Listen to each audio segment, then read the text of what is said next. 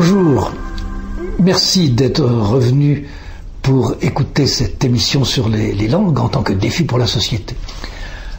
Alors aujourd'hui, je vais vous parler de leur diversité des langues. Le défi n'existe pas si vous connaissez à fond la langue de l'autre. Mais ça, c'est extrêmement rare. Dans la grande majorité des situations interculturelles, comme on dit maintenant, la communication est hachée, difficile, pénible. Ou alors elle demande des intermédiaires qui coûtent cher. Et ce qu'il y a de triste, je trouve, c'est que cette situation se retrouve alors que les gens ont consacré des heures, pendant des années, à l'apprentissage des langues. Le japonais ou le coréen moyen qui voyage chez nous, il a derrière lui 10 années d'anglais à raison de 5 heures par semaine. Ce n'est pas rien. Or, il est en général parfaitement incapable de se faire comprendre et de comprendre ce qu'on lui dit.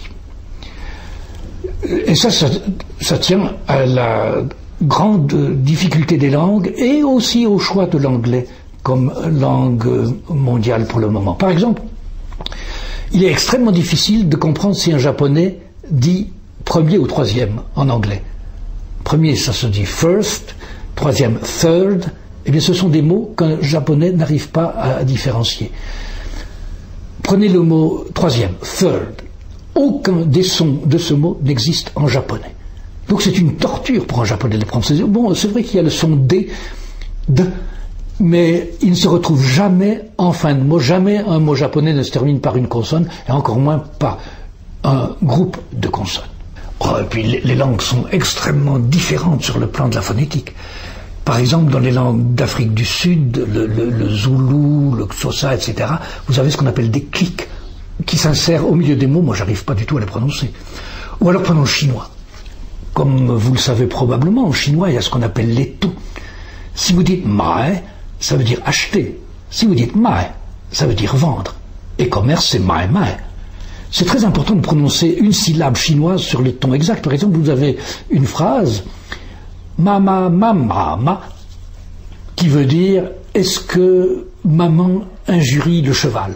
Bon, d'accord, c'est pas une phrase que vous aurez souvent l'occasion d'utiliser dans la vie courante, mais tout simplement pour vous montrer comme des différences très subtiles et qui n'est pas si simple que cela d'apprendre sont importantes dans certaines langues. En arabe, vous avez ce qu'on appelle des consonnes emphatiques. Quand nous disons Al-Qaïda, ça ne ressemble absolument pas au son original qui est quelque chose de l'ordre de Al-Qaïda. Alors, la plupart des langues du monde ont 5 voyelles. A, E, I, O, U. En anglais, il y a 24 sons vocaliques qui s'étalent comme une gamme. C'est pas facile d'arriver à distinguer entre socks, socks, sax, sax, sex, sex, six, sakes.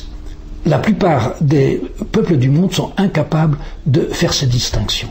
Ou elles sont souvent très très importantes. Si vous dites ship au lieu de ship, vous croyez dire bateau, mais en anglo-saxon, il entend mouton.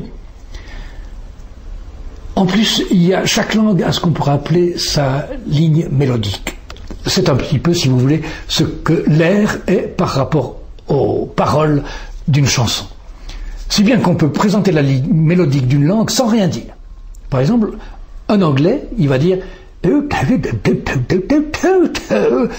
là où un américain a un parisien un bruxellois un italien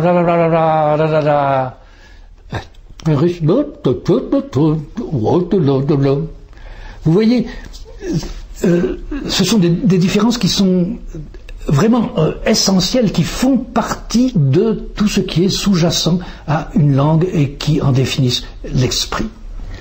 Bon, la prononciation, c'est un aspect extrêmement important du langage, mais ce n'est qu'un aspect. Il y a la grammaire. Et là aussi, les langues sont d'une diversité absolument extraordinaire.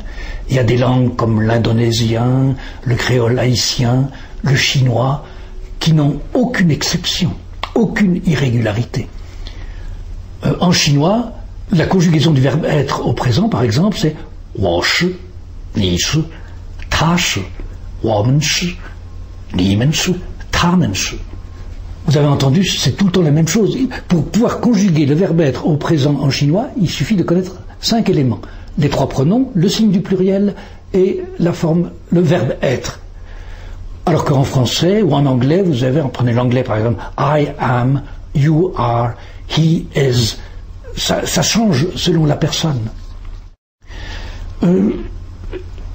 Des langues comme le latin ou le russe sont des langues avec des déclinaisons extrêmement compliquées et bourrées d'exceptions. En russe, pour dire un livre, vous dites adna kniga.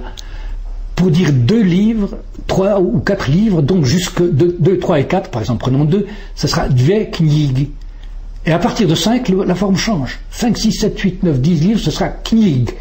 On supprime la voyelle finale. Alors ce qui complique l'intercompréhension entre les êtres humains, c'est aussi le vocabulaire. Le vocabulaire, c'est-à-dire les mots. Et ce à quoi on ne pense pas généralement, c'est que les mots sont des regroupements d'informations. Prenez par exemple l'expression son secrétaire, sa secrétaire en français. Elle vous donne une indication sur le sexe du ou de la secrétaire, mais pas du tout sur le sexe du patron. En anglais, c'est l'inverse. His secretary. Vous ne savez pas s'il s'agit d'une femme ou d'un homme qui est secrétaire. Mais ce que vous savez, c'est que c'est le ou la secrétaire d'un homme. Her secretary. C'est le ou la secrétaire d'une femme. Les concepts, si vous voulez, sont regroupés de façon différente.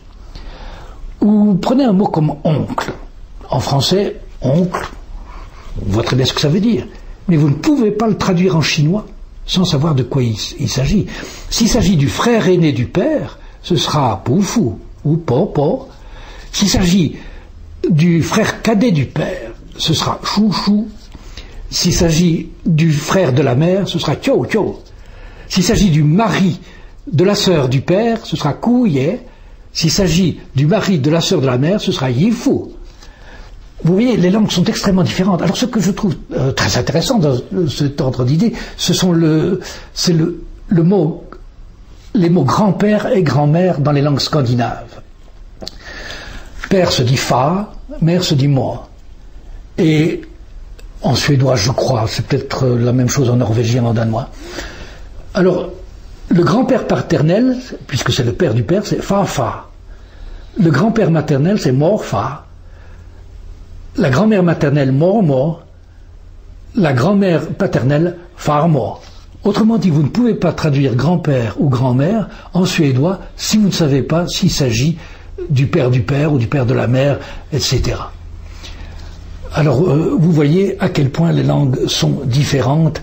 Elles sont très différentes, elles sont très complexes, et c'est pour ça qu'elles posent de sacrés défis, notamment aux enseignants. Alors je pense qu'à la prochaine émission, nous parlerons des conséquences de cette diversité, de ces différences pour la vie qu'on appelle aujourd'hui, bizarrement, le citoyen lambda.